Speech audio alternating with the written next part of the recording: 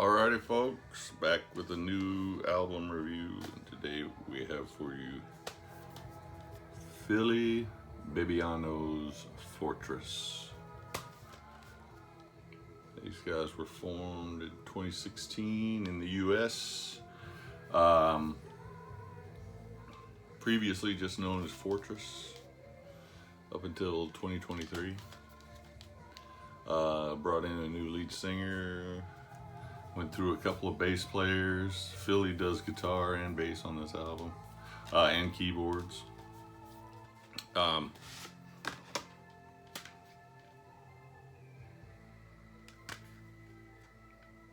that crack in there.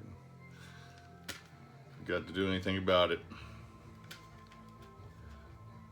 So yes, since you saw the slipcase, this is a High Roller Records album.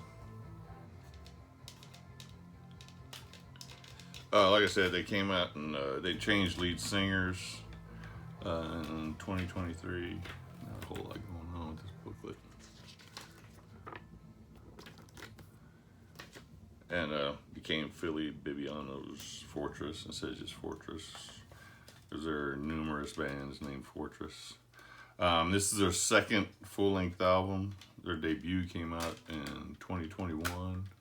And they had an EP in 2018 and a split in 2019. Let me see if I can read the names a little bit better on the inside than on the back. No, because they're not there.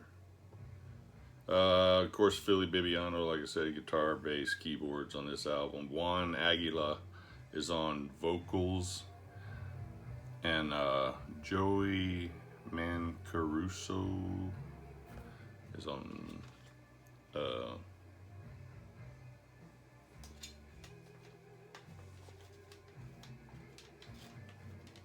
drums. Like, what am I leaving off?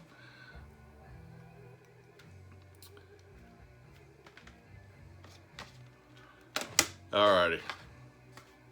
I've completely lost my train of thought. Album kicks off with a track called Flesh and Dagger. Hard driving riff, heavy drum battery right out of the gate. Very epic US power metal feel, with hints of old school, i.e. Halloween type European power metal thrown in for good measure. Juan Aguila has a really powerful voice, soaring vocal delivery. And Bibiano is definitely from the Yngwie school of soloing. A little crunchier on this tune, not as thin as what he normally plays or what Yngwie normally plays. But still, you can definitely hear the influence in there. Savage Sword is your next track. Almost has a Thundersteel era Riot riff going on. The guys are definitely channeling some inner Manowar. The gang chant in the song goes hail, rule, kill. Back to the more typical Yngwie type soloing on this track. And then it closes out with a cool bass run. Fugitive is your next one. I believe they have a lyric video out for this track. Psychs you out thinking that we're gonna get kind of an early 80s Scorpions type ballad before the chugging riff kicks in.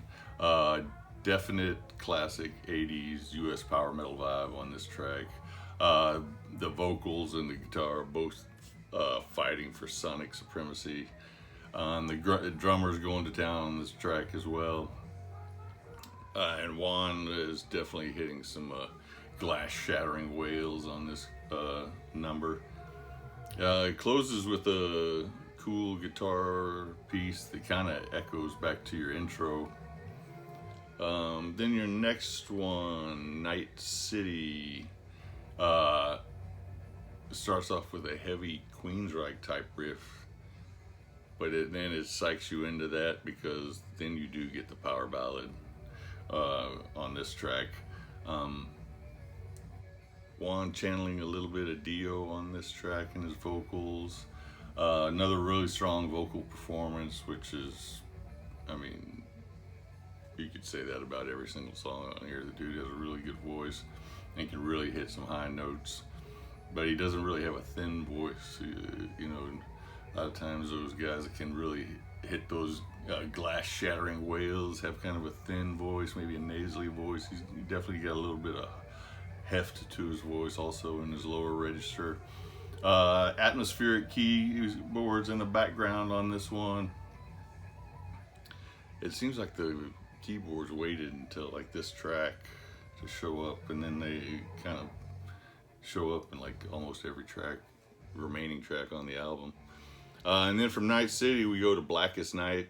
This one features the old lead singer Chris Nunez. It says additional vocals, but to me it sounds like he's singing the whole thing, and it sounds like Juan only shows up in the vocal, in the chorus, and then they both do the chorus together. So this may be an older track that was already recorded, and they just liked the way it sounded, so they left it and then brought Juan in on the vocals, on the chorus, to give it some more oomph. More tasty soloing, which again is a common theme throughout this whole album. It's a really catchy song, maybe the catchiest type finger snapping song on the whole album. More excellent drum work on this tune. Maze is your next one, and it brings back that hard driving riff and the furious gallop you find in classic US power metal, complete with another ear bleeding vocal delivery from Juan. Then your last track is called BYOD, which stands for Bring Your Own Death. Crunchy, bass enhanced riff, furious drumming, blazing speed on the soloing going on here. Maybe the fastest track on the whole album, but it's got the crunchy riffage at the same time. And then the whole song is enhanced by the gang chants of Bring Your Death. Maybe my favorite track on the album. The album closes really strong with Maze and BYOD. Fugitive is another really strong track on here. So I'm going to give this one an 8.5 out of 10. The guitar playing is stellar. The vocals are stellar. The bass playing is really solid from Fili. And then the drumming is excellent throughout the album. Really good. Like I said, it's very much in US power metal vein, but it's also very epic, and it also has hints of, like I said, that old school Halloween type European power metal mixed in. So yeah, Fili Bibiano's Fortress. I don't even think I said the name of the album. The name of the album is called Death Is Your Master. In fact, I know I didn't say it. Bad me. Yeah, 8.5 out of 10. All right, you guys have a good one.